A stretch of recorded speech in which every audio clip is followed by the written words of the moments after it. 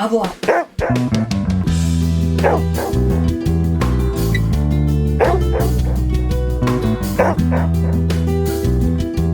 Alrighty, welcome back to another episode of Fit Pet Boston Talks. My name is Leah Lodato, and I am the host of the show.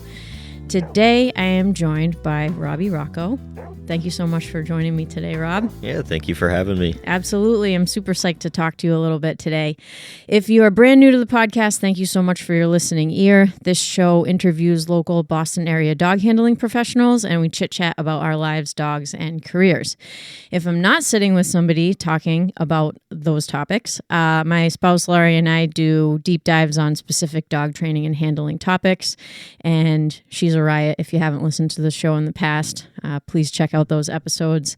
But I am super psyched to talk to Robby today because he has a very unique perspective as far as how he interacts with dogs. I figured I would just kind of say how we met.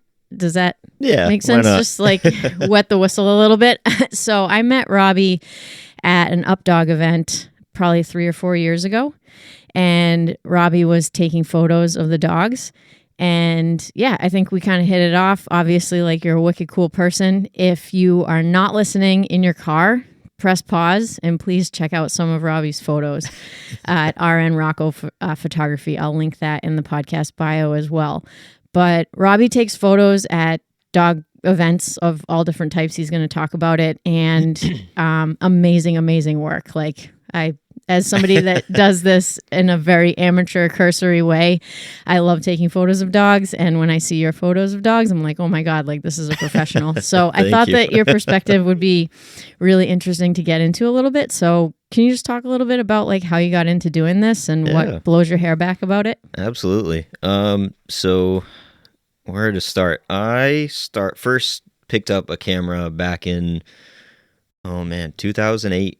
And admittedly, I was in middle school, so it was introduced to me in kind of like an art project way. We had to pick a medium of art that interests us in some way or form, or if we didn't know about it, do some research. And doing research and actually getting a camera in my hand, I was like, wow, this is actually a lot of fun. And from there, I would go everywhere. Like, it was to the point where anytime me and my friends would go somewhere, I had a camera in my hand, and we'd be like hiking or something. I'd be like, oh wait, we got to stop. I got to take this photo. And they'd just be like, oh, here we go. Everywhere I'd go skiing, I'd have a camera in my hand, and they would just get upset because they're just like, dude, we don't want to stop all this time. We just want to have fun. I'm like, yeah, but I want to have fun too. But anyways, as I got older, I started getting into more like automotive photography. Before, like, late high school, I'd always had interest in automotives. My dad would always work on his car, and when I was younger, I'd help him out. So I kind of got into that. We'd go to like car shows and stuff, and that followed me into my time in the service. I was in the Marine Corps for 5 years, and I didn't do much traveling, but I was down south for the majority of my my term in service. So down in North Carolina, car shows are everywhere, and nice warm weather. You don't have to worry about crazy stuff. So I ended up connecting with a lot of friends that were also into cars, and same thing. I'd take my camera with me, and I'd photograph all these really nice cars, all the hard work, and then kind of fast forward to like year 4, 4.5, 5. I had met my my now ex partner. Her name is Brittany. She was a very big dog person. When I first met her, she had a Bichon named Max, and a very, very old dog, very good dog though. Like, she did a lot of training with him. He was her first dog, so he had a lot of tricks that she taught him. She learned a lot through grooming through him, and one of the things that we ended up getting into was when we were living together, she wanted to get another dog, and her choice was German Shepherds. And I have always had I guess like a soft spot for German Shepherds. Sure. My dad was in the police force for more than 20 years, so I was very familiar. I'd see the demonstrations they would do, and from there, because she got his name is Phantom. Because she got Phantom, she started getting involved in dog sports, and I had no idea that dog sports was even like a thing. Like I had seen like videos or even on TV, like Westminster, the agility and all that stuff. And I didn't think much of it. I was like, oh, that's just like really cool stuff. I didn't think that there was like different organizations, different leagues. It was like in different venues, people do this constantly. And I kind of owe her, the start of my business to Brittany, because had I not met her and not got introduced to the dog sport world, I wouldn't be in the position that I am now. So she gave me that push. She was like, you take your camera out to like all these car events. She's like, people love photos of their dogs. Like they're crazy for it. Yep. She was like, you should just take your camera out to like a training day or something and just give it a shot. And I was like, I don't know. I took it like with a grain of salt. I was like, I don't know if people are going to buy. I don't know how people are going to like this stuff. Little did I know how crazy people really are for photos of their dogs. And it's, putting a passion of mine together with like a newborn passion almost, because admittedly, when I was younger, I was more of a cat person. Okay. So we had like 3-4 cats growing up, and I didn't really think much of dogs. We had, I've gone through like 3 or 4 family dogs in my time, and I don't know. I just my parents are so laid back. We had more of the couch potato, kind of just like sits around and just kind of hangs out with the family type dogs. Not right, house pets. Yeah, house pets. Not dogs that are running around on the weekends doing all this crazy stuff. So it was just almost foreign to me. But as soon as I got involved in it, I was like, okay, this is something I could do. And it started off with UpDog. Actually, was the first organization that I got introduced to for dog sports, or with photography, I should say. So we went out to just like a trial out in Southbridge, actually, with at the time Boston area disc dogs, and I brought my camera with me, and I'd asked, I think I might have asked Deborah, or I just brought it and just asked someone if it was okay, and they're like, yeah, that's fine. And, tested it out, and I was like, this is something I could do. My equipment at the time was the same equipment that I'd been using back from 2008. So we're going like 2008. We're now in 2019, 2020-ish, before COVID. Mm-hmm. So that camera, 10 plus years later, it's a little outdated. So, not that I couldn't use it, it's just the equipment wasn't keeping up with how crazy fast these dogs are. Yeah. So. Can you talk a little bit about that? I don't want to get too deep on the equipment side, but I know that some of the people listening are going to have a little bit of knowledge about camera equipment and things of that nature. And I had used my brother's like Canon Rebel that was probably like from 2006, 2007. Yeah. And when I... and it has like the high speed shutter, but when I moved to something that was more current, I should say, it was like night and day. Oh yeah. And for a stationary photo, it's fine, to use that dated equipment, but with the action and the movement of the dog sports, it's just like, if you don't have good equipment, it's just not going to happen, I feel like. Yeah. Or if it is, it's luck. Yeah. It can be a combination of both.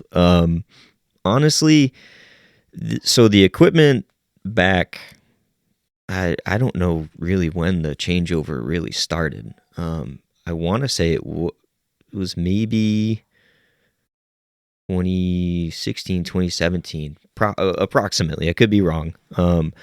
So, back when I started, it was called a DSLR, digital single lens reflex is what that stands for. So essentially you look through the viewfinder on the camera, and what you see is what you're seeing out of the lens. And there's a mirror that flips up, and that's what essentially takes the picture because the sensor is behind the mirror.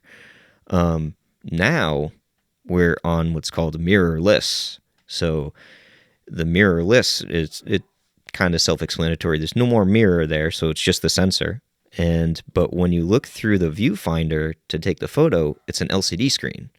So it's like this really tiny, like computer screen essentially. And what you see in that screen is what your photo is going to look like.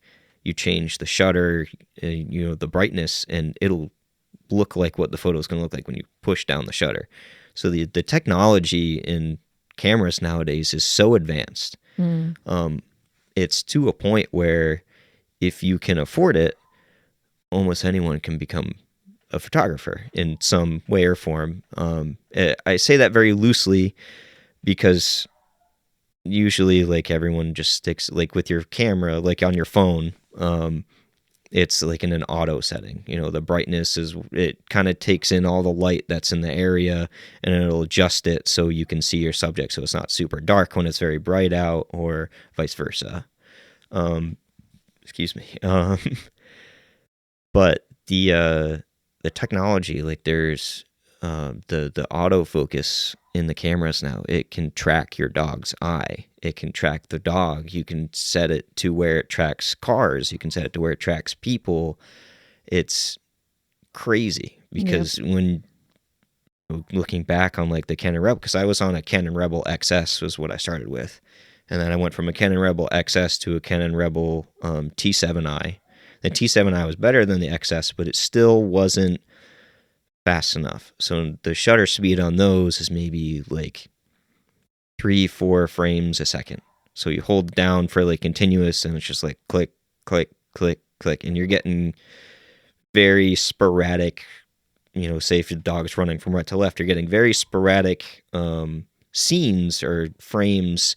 So the dog could be in full extension, could be almost all the way collected, and so on and so forth. Now with these new cameras, it jumps from like 4, 5, 6 frames to now 20, 30, 40 frames. And I think the highest frame rate now is something ridiculous of 120 frames with Sony. It's crazy.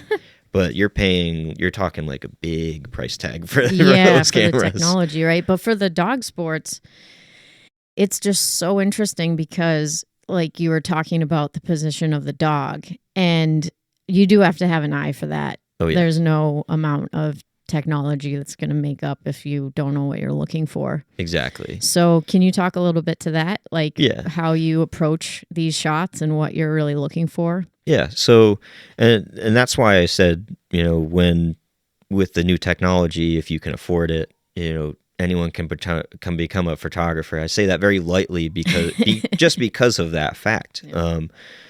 You have the positioning of the dog, you have certain scenes. So the biggest thing that I can come up with is agility. Over the past 2 years, I've photographed so much agility. When I first started, I look back at those photos, I'm like, what was I doing? Because you think dog sports, and I think we were discussing this earlier, a lot of people don't think about the handler interaction with the dog. And agility is super big. Like if you go on AKC's website, you do event search, agility is not under performance. It's under companion sports. Interesting. And the reasoning, and it hit me like maybe last year, I'm like, okay, this actually makes a lot of sense why it's under companion sports, because your dog can't do what it's doing without you being there running with your dog telling it what to do.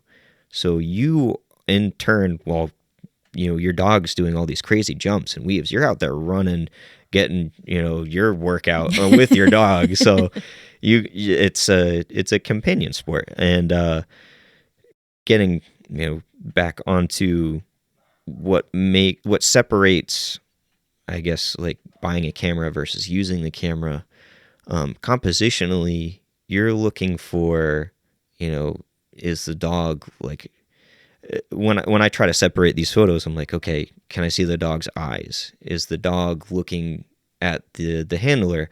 There are some things in agility like a blind cross or like and stuff like that, and you have the dog going one way over a jump and the handler is running the opposite direction, and they're still like pointing out at the dog, like telling it what to do or telling it what to do next. And if you can frame that to where the dog is going over the jump, you have the handler in the background running the opposite way, it creates a very intricate scene because it shows the complexities and the advanced training that some of these people go through. So you really try to encapsulate not so much of just like focusing on a dog, because like, for example, one of the classes in the AKC agility is jumpers with weaves. So you got like 14 jumps out on the field, one little bit of weaves, and that's it. So it's like, how many times can you photograph that dog going over that jump over and over and over again before it just gets redundant or boring? So now you try to think of different ways that you can capture this dog going over that jump. So a lot of times people add in like the handler interaction, or maybe the dog's doing like a rear entry or like a wrap around a jump in a certain way and make it look fancy, stuff like that. So it's a lot to take into consideration. And agility is probably one of the harder ones because every event that you go to, the course will be different. Right. So you won't have the same jumper with weave course on Saturday that you'll have on Sunday in the same trial. And then if you go to another trial, those courses are going to be different than what you saw the weekend before. And I like it in that essence that it's always different. And then same thing with disc, for instance.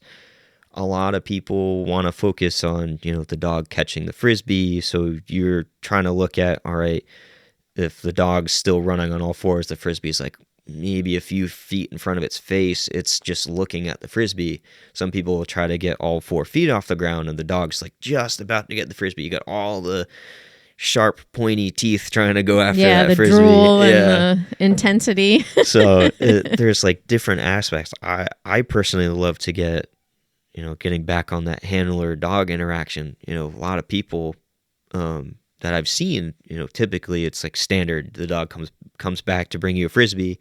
You'll tell the dog to go around so it doesn't stop and then lose time. So I try to get that dog wrapping around the handler as they're prepping to throw that Frisbee, or maybe they had just thrown it. So you're getting more of a sense of how well connected the handler is to the dog. And it's just an awesome relationship. I feel a lot more people don't focus on that, and they just want to focus on just the dog. And it's just like with any dog sport, even with something as simple as like scent work, there's a lot more than just the dog that's at work there. Like, you're really paying attention. How well does the handler read the dog if it's alerting at like a scent? Because, you can have false alerts. You can have dogs that just, maybe it's like an entry-level dog. They're still working on it and stuff like that. There's a lot of aspects and maybe not nuances, but little details that you need to look out for. And especially from a photographer's perspective, everything's happening so fast. Right. So you have to be like on your toes and constantly have your finger like maybe not like halfway pressed on the shutter, but just ready to go. Right. And it can be very stressful in some situations. Sure, because you don't want to miss. And you could be at an event and there's 50 competitors and you don't want to miss somebody when it comes time to release those photos, and everybody's looking for Robby to say the photos are ready online, and then you miss somebody, right? I think that one of the really cool things about you is that you fell into not being a dog trainer, but being observant in the ways that you need to be in order to be successful at photographing dog sports, because you basically went from photographing lifestyle and motocross or not like motocross, cars and stuff like that, to not only figuring out how to get a decent shot of the dog, but like learning about all the dog sports. Oh yeah. Because you have to know what the rules are, because you could photograph something, but maybe that was an error. Yes. if it's agility or anything really, and it could be a really great photo, but if it was an error, like, is that something that the person actually wants to keep, you know? So it's like there's this whole other element that you have done, that you've learned so nicely, which is getting into the nitty gritty of these sports specifically and know where to be. And it's funny because sometimes I'll go online and a trial will hire a photographer that isn't as familiar with dog sports, and the photos are like really high quality photos, but they're all really bad because, you know, the person just has no idea what dog sports are or what the goal is for the dog to achieve. And you just naturally like learned, or I mean, how do you explain that? It's just general interest, or a little bit of both. So I would have to say, with agility for sure, I did a lot of research. Yep. Not so much researching photos, but just like, what are people doing in agility? So I, like, through photographing agility, learned how agility works. And primarily I've done, AKC, but I started with UKI down in Ledyard, Connecticut at Mary Champagne's facility. And the lighting there at first was very tough. So on top of learning what is agility and what am I doing, I'm having to learn I have this really bad lighting, and I'm trying my best to capture these dogs so that the photo's looking like too dark, too grainy. But trying to figure out how these sports work, it's either asking competitors, like, what would you consider something, like, what would you buy from, like, if you had a photographer, like, what photos are you looking for? And I try to do that, I'm not going to post out like a poll or something on social media. I try to ask people that are physically there, or just look around at like these world-class photographers, like the ISC, like international, agility championships. Like, what are those photographers that are, at like world level? Like, what are they putting out? And I think this past year, I don't know if it was ISC, but there was an international competition that happened in Europe, and the photos that came out of that competition were phenomenal. It was almost like I thought I was looking at like professional, it looked like a professional sport photo. Like some of the photos that I had never even thought about taking, because some of those, they're not just like one handler and one dog. It's like an entire team, like doing like relays and certain things like that. So they have like the teams interacting with each other, the dogs interacting with the handlers while they're not actively competing. So you're getting like those candid photos. So there's a lot, like, when it comes to like how to figure out how to effectively produce photographs that people are looking for, or even find a photo that people didn't know they were looking for that they see. So like the candids, for instance, you go to an event, you just expect to see photos of the dogs, going over their like jumps and agility, catching a frisbee, but nothing on the sidelines. So I actually, oh man, this was a really tough one for me, because I don't think about this while being a photographer. There's a lot of older dogs that compete in these events. And I actually had a woman reach out to me, I think it was a year and a half ago. I got this really nice candid photo of her border collie waiting. She had a ball in her mouth, and she was just like, they call it like agility TV while they're waiting on the sidelines. Okay. She was very attentively looking at what was going on the course, and I just happened to turn around. I saw it, and I was like, oh, that's a really cute photo. So I took it. I guess like maybe a couple months later, that dog ended up having like a really bad medical accident and passed away. Okay. And I just like, I didn't, me being just a photographer, I didn't think about it until she reached out to me, gave me this, she sent out this big email and it kind of wakes you up in a way where you don't expect those types of things. You just like you're there in the moment. But a lot of these photos that you take at these events, those are memories for people. And some of those dogs, that might be their last trial, whether they're young or old. Because I mean, I think you might have touched on it like a few podcasts ago. Like there's been a lot of cases of like people's dogs, like younger dogs, like getting like stuff like bloat or whatever. And it's kind of like eye-opening. You don't think about it, but it's like you're preserving these memories for people, for the good and the bad, whether they had like a tough day at agility, like maybe they didn't cue the whole weekend, but you know, they still try to make a positive experience out of it with their dog, and their dog's having a blast. And while the handler might be frustrated, the dog still looks super happy. Yeah, they don't know if they cue or not. Yeah. So it's capturing those moments too, like the candids, like you said, that sometimes, you know, it's a knocked bar, or there's like an accident, or like some people call them bloopers. Yep. I get very nervous posting bloopers. Yeah. Because I know some people that absolutely love them, but that doesn't mean everyone loves them. Right. So if I posted a blooper of the wrong dog or like the wrong run, then someone's going to be mad at me, and I don't want that. I don't want someone mad at me. So it's very tough. So playing it safe is the best, but I'm sorry, we kind of got off track there. No, you're totally good. Yeah, this is great. Yeah, just learning the sport.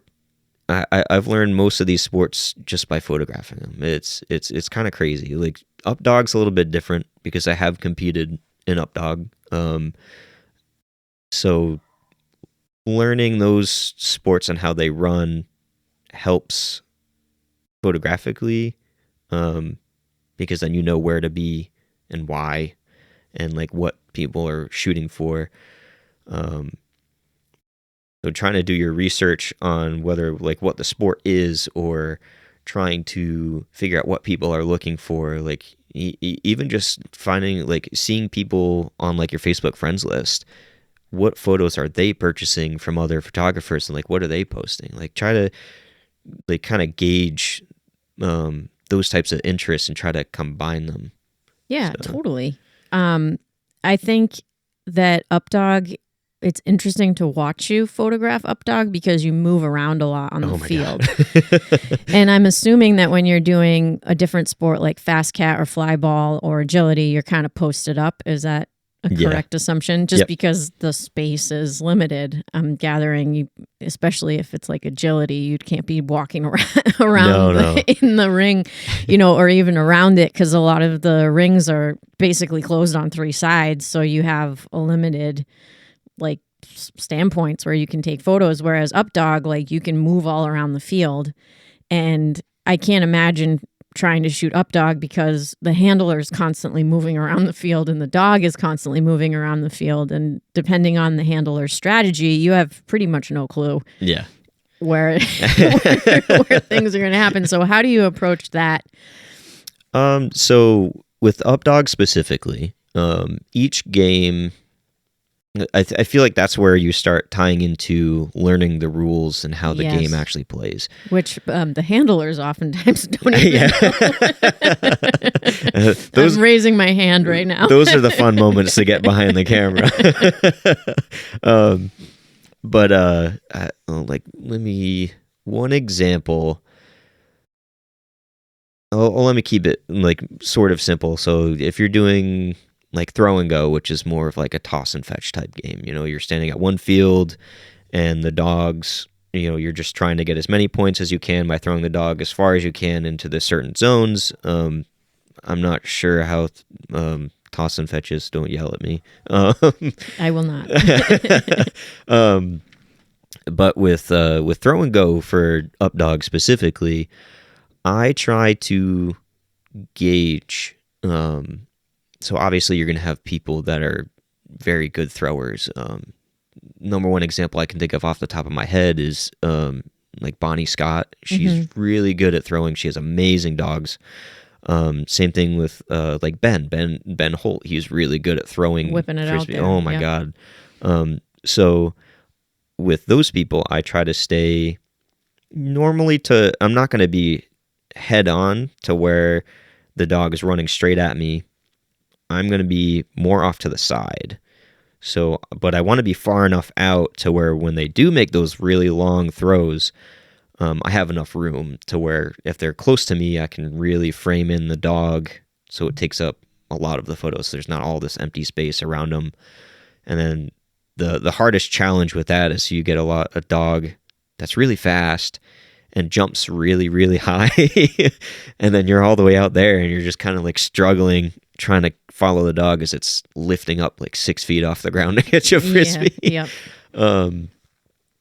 So I kind of take that approach to a game like that. You know, I want to be almost at like a 3/4 angle so I can get like the side view of the dog, because I don't want just, you know, a headshot, you know, straight at me. Like sometimes it can be cool, but you don't want, you know, if they're doing multiple throws, it's very repetitive, and it can be repetitive from the other angle too. But because I'm not all the way at the end of the field, I can also get that handler in the dog background interaction. Yeah. Another example, I guess, would be, I think it's 4-way play, where they're throwing from the middle box or the sweet spot, and they have like the 4 corners that they're throwing to. That one's probably the hardest one for me to photograph, believe it or not. So you're going, the directions are every which way. Yeah. Yep. And it's not even just that. It's the more competitive players that are trying to get as many points as possible. They end up doing these really short catches. So the dog's like maybe less than a foot, and they're just like tossing it up really quick. I'm like, how do I catch that? And it's tough, but I sort of make it work. And then for a game like that, I'm either, so I don't get in the way. So it kind of looks like a, you know, the 5 points on a dice has got like the 2 corners and that middle spot. And there are other boxes that are still there, other zones that won't mean anything. I'll try to sit on one of those empty zones, depending. And I'll try to, at most, get 2 of the boxes that are closest to me. Or if they're throwing from, like, the far left corner from me into the far right corner, sometimes I can get a side shot of the dog. It's very competitor dependent. Yep. Because even you'll get some of the smaller dogs, they can't do the throws, so they'll do rollers.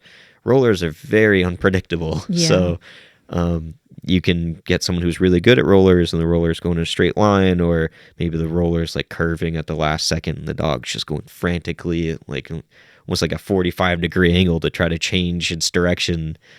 And UpDog, I get a workout from that, because like, especially with throw and go, like you can choose whether you're throwing from one end of the field or the other. So not everyone throws from one side.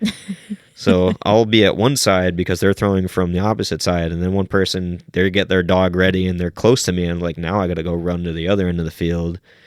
So, and especially people are switching back and forth. I'm running back and forth. Then I'm getting tired. And you usually use some sort of a pad or something like that to sit on. Sometimes. Yeah. Save the knees.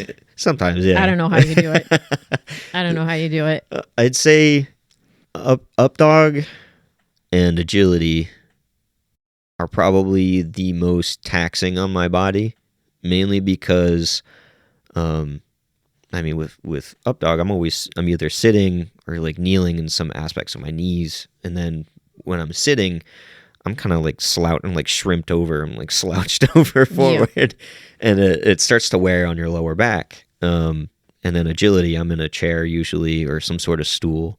I recently started investing in like a pivoting stool. Cool. It's almost like a hunter's chair kind of thing, like a drum throne or something like that. Something like that. That's great. And that helps with me tracking the dog. But again, I'm still in that like kind of hunched over position where like it's starting to put like wear on my back. I think there was actually one competition I went to, I like sort of threw out my back one morning, and I was in like so much pain. One of the competitors came up. They're like, "Are you okay?"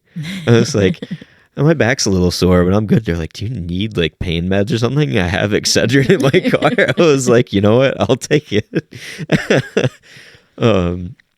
Fast cat with me is probably the easiest. Like everyone always comments at because I lay on the ground. I'm in like a prone position. My legs are behind me. I'm laying on my stomach. That's the least taxing on my back, believe it or not. Like I'm most relaxed there. It's the hardest part about fast cat is if I'm doing it in the middle of August and it's like 90 degrees, I'm baking. Yeah. And I have a whole bottle of sunscreen next to me so I don't fry while I'm out there. And I'm trying to stay hydrated. And Robby is very fair. Very fair. I struggled in the South for sure. That was probably like the hardest part of fast cat. Fast cat, in my opinion, is very easy. The dogs are just running straight at you. It can be a little dangerous. I can't lie. I've seen numerous accounts of photographers getting run into by dogs because they're either trying to get that shot or they're just not aware of where the dog is on the course. And sometimes these dogs, they don't care about anything that's on that track. They just want that bag. Mm-hmm. And it's when you get a dog that's so much in that drive, anything can happen. And so are you sitting off of the course, or are you kind of on the side of the course when you're taking the photos in fast cat? In fast cat, I am technically like on the course, but not really. I'm in what's called the catch pen. So they have, it can vary. The minimum requirement for the catch pen on fast cat, I think, is 30 yards. Some places make it larger for like the huge sight hound breeds like greyhounds. There's been a lot of, I wouldn't say drama like other people have said it's drama. I think it's more of just like a safety concern on how long it takes for those big dogs to slow down when they're going 30 miles an hour. Sure. But I tend to stay, it varies. So it depends on the track, but I'm in the catch pen, usually in the middle, like the halfway point in the catch pen, not like in the middle of the course. And so the line will be either to my left or to my right, depending. And I try to stay maybe 10 feet away from it. So that way I can be more centered on the track, but not so far centered that I'm literally on top of the line and the dog's going to run right into me. Right. So it gives me enough leeway to where a dog can run by me, or if they do catch the bag and start to tumble, there's enough space between me and the line to where I don't get hurt. But I'm more concerned about the dog getting hurt. I could give two craps if I get hurt.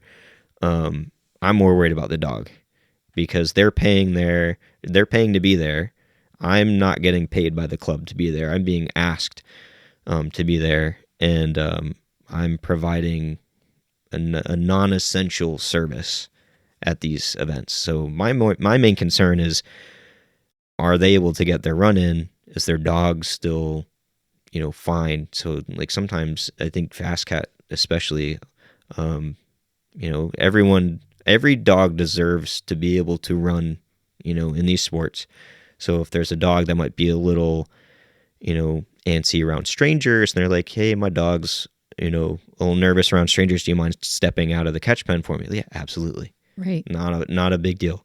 Like, they might lose on those photos, but their dog is getting that chance to compete, and they're paying, like they paid for that entry. I don't want to mess that up. Right. Like like I said, I'm providing a non-essential service at an event, and that's the way I view it. If my service interferes with their competition, then I'm not doing my job right. Right. So I want to be almost invisible in some of these events. I don't want to create a lot of attention towards myself. Like with UpDog, yeah, I'm running around the course, and it's kind of hard to not be visible because, most people are standing, I think it's like 10 yards back from the field, and I have to be somewhat close to the boundaries, but I don't want to be like in the dog's face with my camera. Right. Yeah, totally. Totally. Especially with the position, like you're on the ground, so you're at their level. And then, some dogs with the big camera lenses can get a little bit, squeamish if they've never seen it before. I know even if I'm hiking dogs around the pond here, we have a lot of birders. Oh, yeah. And, they have these massive, it's not just the camera, it's the stands and the gimbals and all of this stuff. And some dogs have just like literally never seen that before. Yeah. So I think you're very aware in all the right ways, which is amazing. Again, a testament to being a dog man, owning dogs, having the ability, I think it's a gift to be able to pick up on all these little nuances, because it's one thing to be a photographer. It is a completely different kettle of fish to be a dog sport photographer. There is so much more that goes into it, and just understanding these basic things about dogs, and also what the goal is, right? Like you said, when people go to these events, the goal is not to get a photo of their dog. The goal is for their dog to be able to run and compete in the event. Yeah. So just always having that in the back of your mind, I think is so important. But especially like you're doing this like to make a living kind of, so you want to do a good job. You want to get the photos, but being able to take a step back when it's the right time, I think is great. Oh, yeah. One of the things that I've always noticed on your social media is when you're uploading photos and you put the amount of time that it is going to take for your computer to grab all of those images off of your camera. And I was wondering if you could just speak a little bit to your process. Like when you come away from an event, you probably have thousands of photos, I'm guessing. Oh, many thousands. Many thousands. It depends on the event.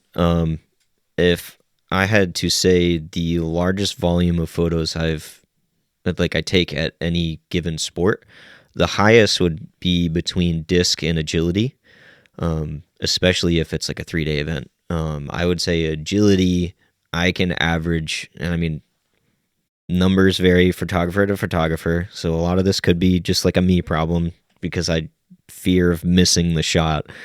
I can take anywhere from like 10 to 15,000 photos a day. Okay, so with that number in mind, and you don't have to go into like grainy detail about it, but I do think that this is something that's worth talking about, because when we see a photographer at an event as a dog person, and it takes that photographer a week or 2 weeks or a month to get those images out on their website or whatnot. Mm-hmm. I would love for you to just talk a little bit about your process as it is right now, as far as like organizing the teams and the number of images that you pick per team, and the amount of time that it takes you to go through and not only pick the photos, but I'm sure you do a little bit of editing too, if need be. Yeah. Just so that our listeners have some sort of an idea of how labor intensive this process is, how much deeper it is than just sitting on the sideline and actually gathering up that image. I think it's an important thing to talk to people about, just so people have a perspective on the amount of work that it takes. Oh, yeah. So I would have to say, typically what I do, so say I'll just use like a 2-day event as an example for agility, since that seems to be the most popular thing I've been doing as of late. So each day while I'm actively shooting, I usually ask like they have like a gate steward there. They'll have a list of all the dogs that are running. I'll usually ask them to save those gate sheets so I can take them for myself, and that's what I use to help sort these dogs.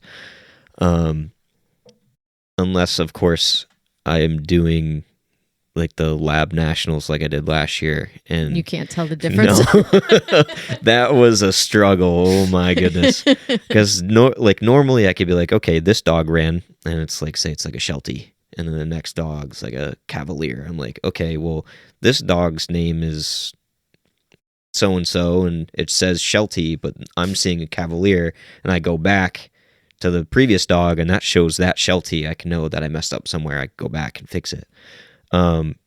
So I'll take those gate sheets for that reason. And then each day what I'll do is I'll take the card from my camera once I get home. I'll upload all those photos onto my hard drive that's on my computer. And I usually organize it by day. So if it's a Saturday, Sunday, I put all Saturday's photos in one folder, Sunday's photos into another.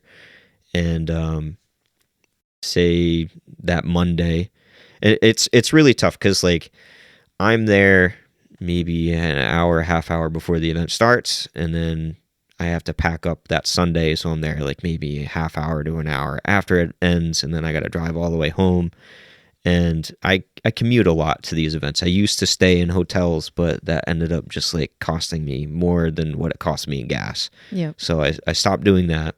So I commute. So a lot of times I'm in Connecticut, sometimes I'm in Massachusetts, sometimes even farther. We can touch on that later. So when I get back on Sunday, I'll upload those Sunday photos onto that folder. And then Monday morning, I'll get up, I'll start doing what's called the culling process. And essentially what I'm doing for that is I'm getting rid of all the less than ideal shots, and I'm only picking the ones that I want to be on my gallery. So whether something's out of focus slightly, maybe it's just not framed perfectly, like the dog's all the way to the left on the frame and there's a bunch of empty space on the right. So I don't want those. So I'll spend, maybe a whole day going through maybe 3/4 of that folder. Okay. Going through all of that, because in between that, now I have my 8-month-old border collie puppy. I have to take care of him, and I need to take a break from the computer because I'm staring at it for hours. So my eyes will start to hurt. And then I also need food and water, like a normal person does. Get some steps in. Yeah. Breathe. So that will take me like to get through roughly 3/4 of that folder. Sometimes, if it's a smaller event, I could get that done in a day. And then the next day, same thing, I'll get that done in a day. So roughly the culling process probably takes like 2 to 2.5 days. And then I start getting into organization. So that's when that gate sheet comes in handy. I'll take all the I recently started doing it this way. I used to separate it by like class and jump height, but it was just too many dogs in the 16, 20, 24 inch classes. I was like, this is too much.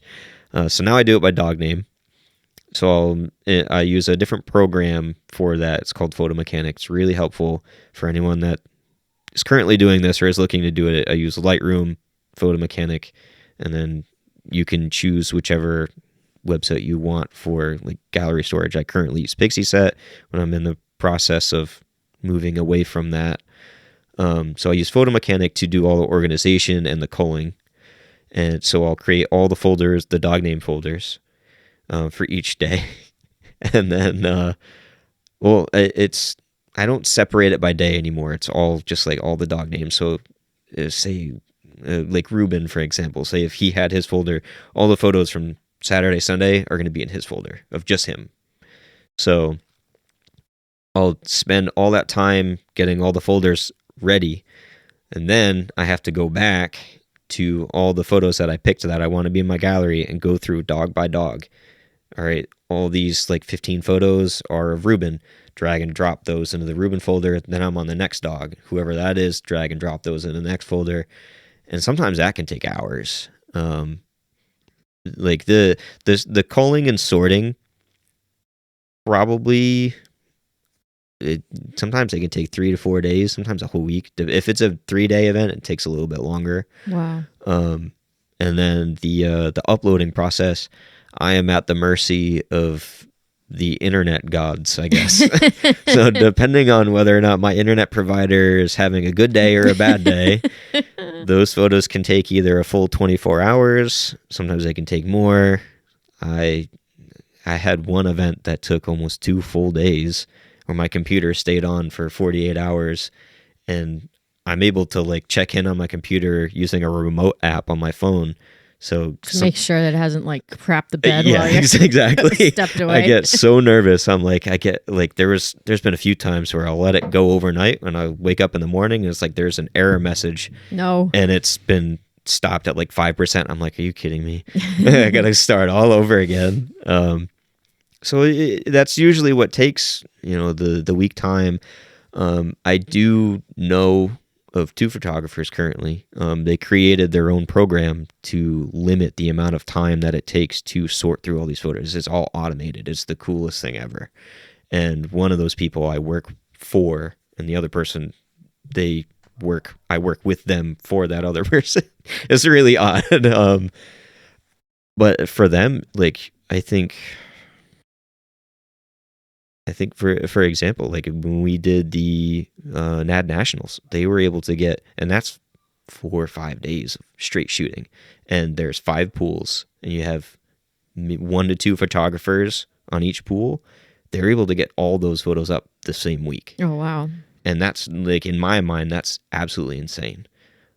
Because that would probably take, like, for me, the way that I'm doing it now, that would take me a month, maybe more. Right. And we should mention that you have a job that's apart from taking photos. So I work part-time for the Navy as a contractor. I work security. So I do that. I work the overnights, so I have the day to do photography things. But sometimes that doesn't really pan out because it's like I work from either 10 to 6 or 11 to 7, and then I sleep until like 12. So I get like maybe 4 hours of sleep, and then I'm back on my computer. So yeah, so you're making it happen. Yeah. Is working the photography thing something that you would want to do full time, or? Absolutely. Oh, cool. Like I used to be full time in the security, believe it or not. And I think there was actually one time I was working 2 jobs on top of going to school and doing photography at the same time. I think that was 2020 into 2021. Yeah, you're a hustler. Yeah. No, I think when we met, you were working full time. Yeah. It was rough. I started, when I first started the photography business, I was doing, events here and there, like every other month or so. And then it started to be like once a month. Now it's 2 times a month. Last year it was absolutely nuts. Yeah, you were really busy last year. I got so far behind. I felt so bad. I hate making people wait. And that's probably the worst thing about this job for me, is because I understand that people want the photos up ASAP, because they might be at one weekend event that I'm covering, and then next weekend they're already at another event. So it's like between that weekend and the next weekend, they're still excited about the photos from the previous weekend. Once they get to that next event, they're focused on that event. And if there's a photographer there, now I'm like not directly, like I'm like competing with them, because if they're faster than me, then that makes me look bad. If they're slower than me... Oh, things I never thought about. Yeah. So it's just like, there's a lot of factors that kind of make or break like a good photographer. And a lot of people are just like, a fast good photographer is a good photographer. It's like, yes and no. The way that I do things, I do it for a reason. So a lot of people are probably used to going to a gallery and seeing all these edited photos. I don't edit the photos that I post in my gallery. When you place your order, then I'll edit the photos. Yes, I remember you being very clear about that. Yes. I do that for a reason, and that's because when I started, I was doing the edit every single photo. That's what would take me a month to get the photos out. So once I got rid of that, now I cut my production time from a month to 2 weeks. Right. And now that I'm doing, I've perfected my process a little more, I usually say like a week to 2 weeks, depending. Fast Cat's probably the easiest because I don't take as many photos, and it's a very fast sport. So they get like 2 runs that last like some few time. Seconds. Yeah, a few seconds. So I take like with Fast Cats like 5,000 photos a day. So I'm cutting the numbers down drastically. But that's smart, because what you're essentially doing is you're saying, here is the rough draft of the photo that's like watermarked. And then if somebody wants to purchase that photo, then you go ahead and do the work, because you know that you're going to get paid exactly for that work, instead of doing all the work and then wondering if you're going to get paid or not. Yeah. And that was the other avenue that I took from that approach, is like, you could like think of it as if you were working in a bakery. You're not going to bake 10 cakes and hope that someone buys them all. Yeah. It's like you do what you order. Yeah, you take the order, you bake the cake, you send it out. So that was the other avenue. And I honestly, I give a lot of credit to that change to April Pelletier. She planted that seed in my brain. I was like, that makes a lot of sense. Cool. So it may seem odd, especially like for the outdoor events. You got the sunlight directly above. It's like noon. It's super bright, and you have this black dog, and you can't see its face. It might be hard to look at now, but I won't post something on my website if I can't edit it. Like, there might be like the rare occasion where something that might not have been in full focus made it, but I'll let you know. Right. I've never not let someone know about that. And usually I'll offer them, it's like, if you still want the photo, I'll give that to you, and I'll just throw in another one for free. Or if you want me to replace that one, I won't charge you extra. You just let me know what you would rather do. Yeah, most people don't know what they're looking at anyway. It's like... They're just like, it's their dog, and that's all they're worried about. Exactly. And stuff like that. Exactly. It's the moment and capturing that moment. And for me, the scene, as you called it so nicely, is the most important thing. The editing is, it's important. The lighting is ridiculous. I know from taking photos with my phone and my camera. I'm like, and I have a black dog. And it's like every time I take a photo, it's like shadows increase. Because I can't see your features at all. Yeah. But I think that that's so helpful for people to know. Just your process is very long and it's labor intensive, and it's a lot more for somebody like you versus somebody like me, that if I go to an event and I take some photos, I just put it on my Facebook page like, hey, I got some pictures of dogs. If you want them, come and get them, Yeah. And, but the quality it's not the same, because you just have this different eye and ability to, capture the good stuff and just be able to, again, like create that scene, especially with the handle. I love handler photos. Yeah. Some people hate them because they don't like themselves in photos. Yeah. You know what I mean? And I'm not saying I like myself in photo, but I love, you'll put 10 photos up of Ruben in an UpDog event, and 5 of them I'm in those photos, and then 5 of them will just be of him. And I think that's the perfect ratio because he's my dog. And when we're out there together, we're doing something together. And it's probably the most handler-centric sport ever because you're throwing the disc. Yeah. It's like... the dog can't throw it itself. Yeah, exactly.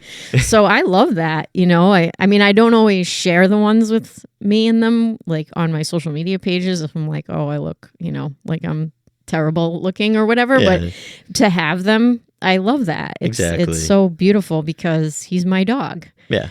And I'm part of that picture. So I think that that's really sweet. And I think you do a great job of finding that balance because it is so important. But yeah, I mean, seriously, Robby, I absolutely love Robby's photos. If you guys do not follow him on social media or get on his website just to see his work and experience what he does, and if you're lucky enough where he's at an event, like follow up and see when he posts. So when you post photos from an event, how do you do that?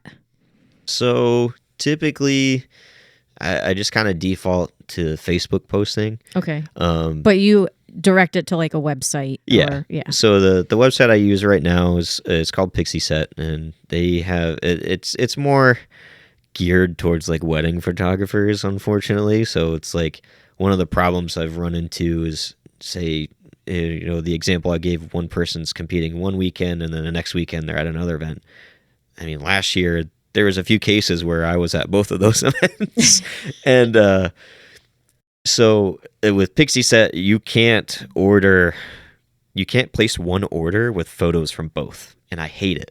Okay. So I'm trying to get away from that. But that's what I have used the past,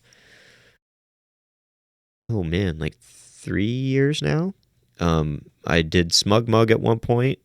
Smug Mug takes a huge commission out of sales, though, so I went away from that. Yeah, it was like 15%. It was crazy. But yeah, usually like default, I'll always post on my Facebook page. Like when a gallery is up, it'll have all the instructions, what to expect. I have like a disclaimer saying everything's unedited. Whether or not people read that, it's a whole different story. And then I have the link for that, and then usually I'll have like a 1 or 2 sample photos of what you can expect. And then this past year I actually had like an email sign up. So if you signed up, I have like a little iPad. You'd put your name in, then your email, and if you signed up for that, you would get an email before that Facebook post was posted. So you would essentially get like first dibs on photos. And then, but some of the people caught on to like, I mean, some people will look at my website and just kind of hound it until they see the gallery. So some of the people that weren't in the email will see, oh, it's up on the on the website now, and before I make the post, and it is what it is. Sure. But I mainly tried to gear that email sign up for the people that might not have social media or something. They still use email. It's just a safe way to make sure that it gets to everybody. Yeah, I love that. It's actually something I'm in the process of doing, is compiling an email list, because social media is so unpredictable. Oh God, yeah. I've seen like posts from people like 5 days ago that I haven't seen until like today. Right. So that's one of the things I dislike about using Facebook, is just like everyone's news feeds are totally different. Yeah, it's like scrambled up. It's like they put them in a bag, shook it, and threw it on your phone screen. It's like, here you go.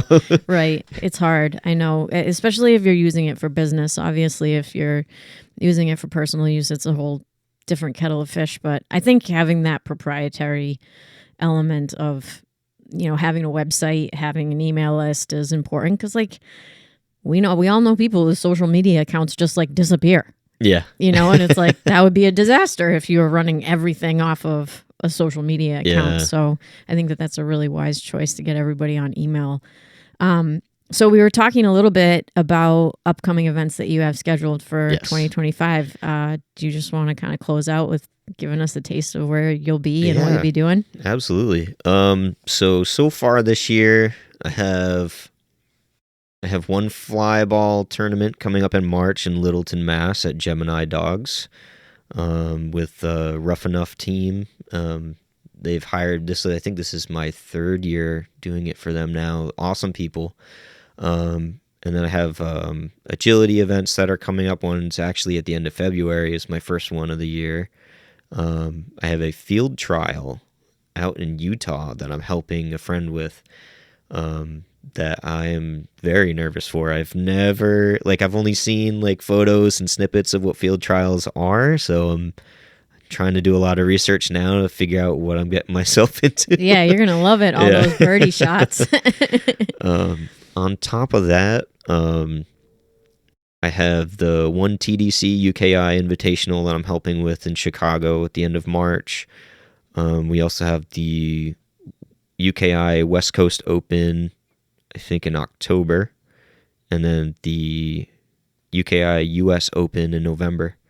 So there's a lot that I'm helping with those. I'm not personally running those. I'm an associate photographer, contract photographer. I helped with those last year too, so those are a lot of fun.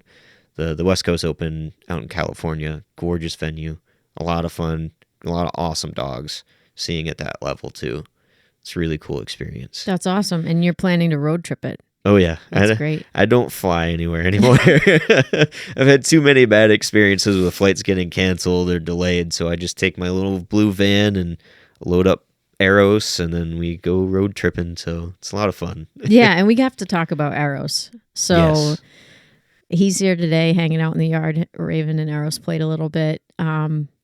Tell us about your puppy. Yeah, so he's a 8-month-old Blue Merle Border Collie. I got him from a breeder in South Carolina. She's a friend of mine. Her name is Alexis Arndt, and I got him in hopes of transitioning from being behind the camera and watching people have fun in all these events to joining the people in the fun events. Yeah, heck yeah. So I got a lot of FOMO over the last year and a half just watching agility, because it looks like so much fun. Mm-hmm. And I just like watching everyone have such a good time with their dogs, whether they do good or bad. And I'm just like, this is something that I feel like I could get into. Like, I'm not in the best of shape for running, but I will make it happen if it makes him happy. But yeah, he had his first competition on New Year's Day. We went to an UpDog competition and just stuck with rollers, and I didn't really know what I was getting myself into. I didn't I know UpDog, but he's been exposed to a few agility events that I've gone to. I brought him with when we went to the US Open in Jacksonville, and I let him see what was going on the rings, and he was like losing his mind. He started like screaming, and I had to like pull him out of there. I was like, okay, because he wanted to go do what they were doing. He's like, that looks like a lot of fun. So I was like, okay. But so he's been like around the competition environment, I guess you could say, because when we were at the field house in Connecticut, in between while they were setting up the rings or whatever, I'd walk him around, let him see the turf, let him see the ring. All the people would say hi to him, so you'd get that exposure as well. And I didn't know what to expect, but he did awesome. Like, he got a little, not really spooked, but just like it caught his attention, the speaker, like for the countdown, and then the people like cheering for him when you get a disc. He was just like, what's going on? He's a very, very friendly boy, very happy. So he had a blast, and that's awesome. It was awesome. So and is he going to hit the road with you when you head out? Like when you go to Utah and California and stuff? Awesome. He's my like little travel companion right now. He does very well. We stop like every 2 to 3 hours and let him stretch his legs and potty, whatever he needs to do, and helps me stretch my legs too. Yep, so, sure. Yeah, he's done really well. I have no complaints. Like, and he'd be like your first personal puppy? Yes. That's awesome. So the last 3 dogs that me and my ex had, she, like, admittedly, she did all the training. So I kind of, I guess I got used to how much training that she put into those dogs, and now I'm just like kind of my eyes are opening. I'm just like, okay, this is going to be a lot of work. So you went from active observer to like active participant. Yeah. Like I went from, and I'm sure like people see it, I went from like that just like passive husband role to now I have to be like interactive with this dog 24/7. Sure. And so I've competed with our other dogs and like Disc and Fast Cat, to now I have to put all this work into training Eros to do all this stuff. It's a fun experience. Like she like me and her are still talking, so she's helping me out a little bit, and then I have a lot of people that have offered to like help me out with like agility training and stuff. I have a lot of online resources that were given to me. Just a lot of great people in the area that are willing to help, and it gives me like hope and confidence that things will go well. Heck yeah, it's a lot of fun. Yeah, it is a lot of fun. Do you train at a facility for agility right now close to you, or not yet? Okay, because he's still like a little young. Yeah, so for all the jumps and stuff. Like I have a jump that I made at home for when I was doing like powder photography shoots for a while, and so my plan is to introduce him that way and start doing a lot of at-home stuff until I somehow have time to do like active training stuff at a facility. That's the hardest part for me, honestly, is just like trying to find time to train him and do photography at the same time. Right. And I've heard a lot of people talk about it because I know so many photographers that compete as well, and they're just like, sometimes it's tough. Yep. Like especially for agility. Like when I went to the UpDog competition, I was actively photographing that. So I tried to request, can you put him at the end of the run order so that way I don't miss anybody. Sometimes that works out, sometimes it doesn't. Yep. And I think there was like 1 or 2 dogs that I ended up missing, admittedly, but they were in some of the other games that were offered, so I was able to try to make up for it in that aspect. And that's my biggest concern, is just missing people's runs. Sure. And it's going to be hard to do, especially in agility, because they go by jump height. So if he's smack dab in the middle, and he's roughly like 20 to 21 inches at the withers right now, so he's going to be in the middle there somewhere. Right. So it's gonna be a challenge. But hey, maybe you're gonna have to ask the manager to press pause, just let you do your run, so you can put him back. I mean, even having a dog when you're working the whole time can be challenging because you want to give him a break out of the car, let him go potty. Yeah. Because sometimes, and I think that this is surprising for people who have never done dog sports before, but you could spend a whole day at an event and your dog is only running 2 times. Yeah. 100%. So you're literally there from 9 to 3. You get there a little early, right? And your dog is out of the car on the field for a total of 2 minutes. Yep. So if I'm attending, it's one thing because I actually love it because it's my time with Ruben to just like chill. So like I'll open the back of the car, I'm laying down, he's with me, we'll go walk around. But you're actively working, so you're not spending time pottying your dog, playing with him, making sure that he's cared for. But I'm sure that there are more than enough volunteers to help you out with that when the time comes. I've made a lot of friends in the agility community to where like I see the same people at a lot of the trials because it's all very local. So I'm just like, oh, you guys are following me to these events, kind of. I'll joke with them. So I've made a lot of friends that are always willing to help, and even when I was photographing at like the US Open, some of the other photographers that were working with me, like they're like, "Do you want me to let him out? You want me to go play with him?" I'm like, "Yeah, please, if you don't mind." And they would. And he seems fine. He's a very friendly dog. I'm just scared someone's gonna snatch him up. And I know. I won't see him anymore. That's my biggest concern with him. He's a happy boy, very friendly. He's a little too friendly. Yes, he's a sweet dog. Well, cool. Robby, thank you so much for joining me today. What I'm going to do is post your website and social media in the podcast description. So if somebody is hosting an event and they're interested in maybe asking you to come take some photos, they'll have that information. But is there anything else that you would like the listeners to know? Yeah. So one thing I would like to add, I don't know if I mentioned it before. If you are looking to hire me, I don't charge the clubs anything. A lot of the time, like all my sales come from like client orders. That's where all my income comes with these events. Like the clubs don't pay me, like the organizations don't pay me, and I think that's a very, very big misconception that a lot of people think about these photographers is that, oh, the clubs are paying you to be here. It's like, nope, the clubs asked me to be here, and I'm volunteering my time to photograph your dogs. And that's how I operate. Even when I go out, because I think the furthest I've traveled for my personal events is Amana, Iowa.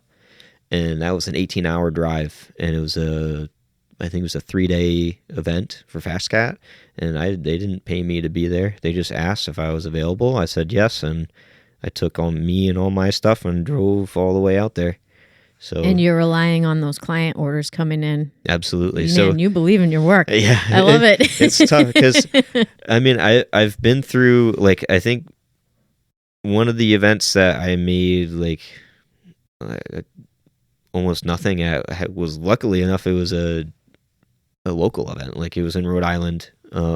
So I was there. It was a 2-day event. I was there, and I think I still only have like 3 orders from that whole event. And wow. it was a big turnout. And sometimes you win some, sometimes you lose some, and you just keep moving forward. Yeah, roll with the punches. Is there a minimum number of teams that you're looking for before you shoot an event? Like, if somebody asked you to come, would you say, are there at least 20 dogs, or like, how do you work it with that?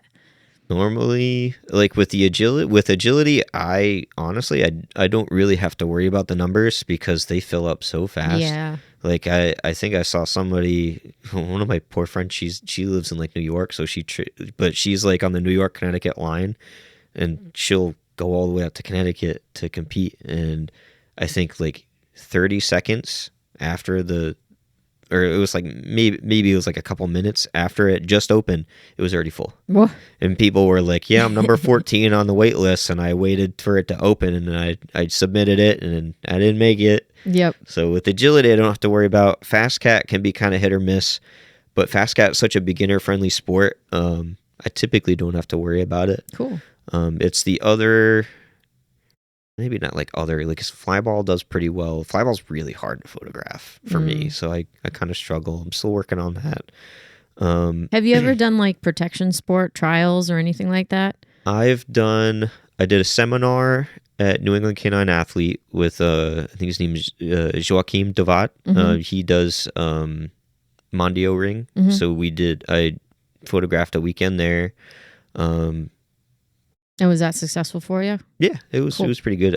I've also there was like a PSA one. I think his name's Philip Tripp. Okay. I don't remember what his organization's called. I did like one little weekend of that. That one was just for fun. I didn't make any money on that. I would love to get into more protection sports. I actually got in contact with somebody this year at an agility event because she had German Shepherds, and she gave me some resources to look at like PSA and IGP, whatever's in the area. Yeah, I know for trials locally, they definitely look for photographers that have a good eye, especially at just because trials don't happen very often, you know, like with agility and things like that. You can kind of hit it multiple times a month, and with those types of trials, they just happen a lot less frequently. Yeah. I am open to, like, even if it's a sport I've never heard of, I'm always up for the challenge. Yeah, and I can definitely say you got a good eye, because I can't believe it. Like I in a way, I just can't believe that somebody that didn't know anything about dog sports could come into it. And even looking at your earlier work, like you photographed Ruben, I think in 2021. I mean, it's so good. There's no two ways about it. You have an eye for it, so it's really cool to see. Thank you. Cool. Well, Robby, thank you so much for sitting with me today. I hope to see you again very soon at absolutely. A sporting event. But thank you for that add-on at the end too, just giving people a little bit more perspective on how you operate. I think that's super useful. Yeah. For our listeners, thank you so much for tuning in. If you'd be so inclined, please feel free to like, share, and subscribe to the podcast. Thank you again to Robby. We really appreciate your listening ear and all of the support, and you will hear from us next time.